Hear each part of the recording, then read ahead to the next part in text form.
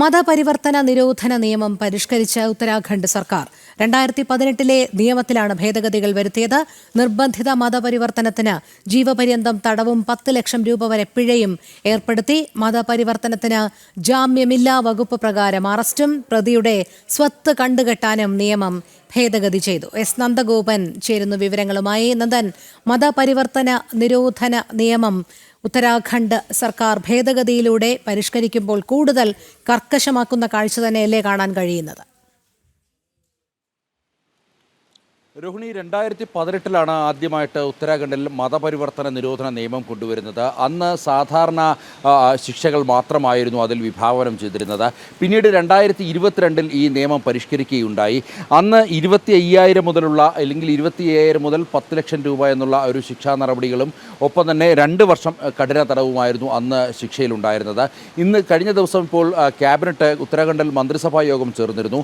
അതിനുശേഷമാണ് ഇതുമായി ബന്ധപ്പെട്ട് മതപരിവർത്തന നിരോധന നിയമത്തിൽ കൂടുതൽ കർശനമായിട്ടുള്ള ശിക്ഷാ നടപടികൾ ഉൾപ്പെടുത്തുവാൻ വേണ്ടി സഭായോഗത്തിൽ തീരുമാനമുണ്ടായത്.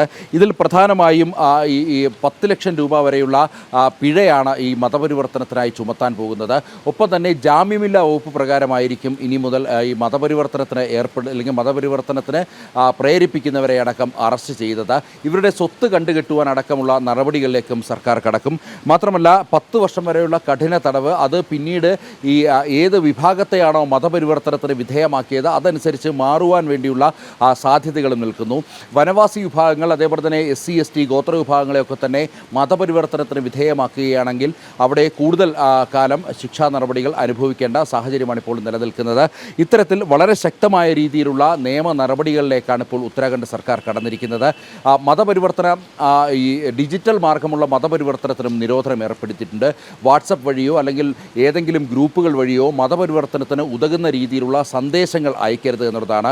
മൊബൈൽ ആപ്ലിക്കേഷനോ അല്ലെങ്കിൽ മൊബൈൽ സന്ദേശങ്ങൾക്കോ ഇത് ബാധകമാകും. അത്തരത്തിലുള്ള മുഴുവൻ നടപടികളും പൂർണ്ണമായും നിരോധനം ഏർപ്പെടുത്തിയിരിക്കുകയാണ്.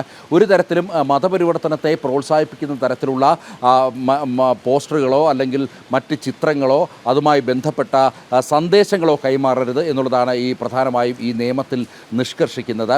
ഇതിനൊപ്പം തന്നെ അത്തരത്തിൽ ഈ മതപരിവർത്തനത്തിൽ ഏർപ്പെട്ടവർക്ക് അവർക്ക് തിരിച്ച് സ്വന്തം മതത്തിലേക്ക് മടങ്ങി വരുവാനും അവരുടെ മുന്നോട്ടുള്ള ജീവിതം, അതായത് അവരുടെ യാത്രകൾ, ഒപ്പം തന്നെ അവരുടെ ആരോഗ്യ സംരക്ഷണം അടക്കമുള്ളവ അതുമായി ബന്ധപ്പെട്ടും പ്രധാനമായും ഈ നിയമത്തിൽ സംരക്ഷണം ഒരുക്കുന്നു എന്നുള്ളതാണ് പ്രധാനം. അത്തരത്തിൽ മതപരിവർത്തനത്തിന് വിധേയരായി പിന്നീട് തിരിച്ച് സ്വന്തം മതത്തിലേക്ക് വരുന്നവർക്ക് പൂർണ്ണമായും സംരക്ഷണം കൂടി ഉറപ്പുവരുത്തുന്നതാണ് ഉത്തരാഖണ്ഡിൽ കഴിഞ്ഞ ദിവസം മന്ത്രിസഭാ യോഗം തീരുമാനിച്ച ഭേദഗതികൾ. ഇത് മൺസൂൺ സെക്ഷനിൽ വർഷകാല സമ്മേളനത്തിൽ നിയമസഭയിൽ അവതരിപ്പിച്ച് നിയമം പാസ്സാക്കുവാൻ വേണ്ടിയുള്ള നീക്കത്തിലേക്കാണ് ഇപ്പോൾ ഉത്തരാഖണ്ഡ് സർക്കാർ കടന്നിരിക്കുന്നത്. രോഹിണി, ശരി, എസ് നന്ദഗോപനാണ് വിവരങ്ങൾ നൽകിയത്.